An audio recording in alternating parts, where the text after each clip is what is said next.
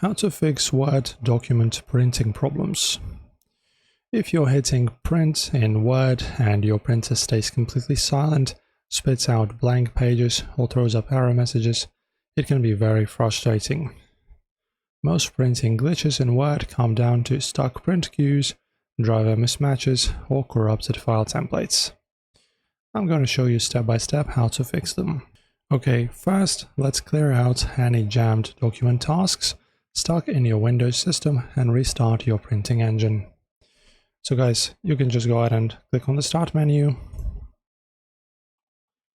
then search for services. After that, scroll down and locate a service called Print Spooler.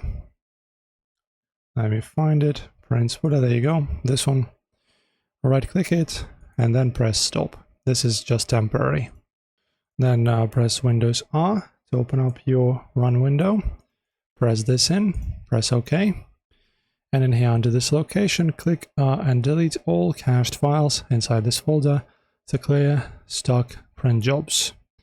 And then you go to your services window again. Once again, right click on, not phone service, Print Spooler, and choose Start.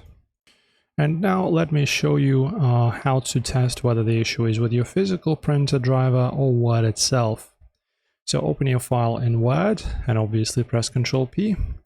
Under the printer drop-down menu, select Microsoft Print to PDF and click Print with this big button. If it successfully creates a PDF file, your physical printer driver is corrupted. Simply reinstall your printer drivers from the manufacturer's websites. And if Word still hangs or fails, press Windows I. Let me show you. Just open up your settings right here. After that, navigate to Apps. Then you go to Installed Apps, search for 365 here in the list. Click three dots, then Modify. And in this window, you choose Quick Repair and choose Repair.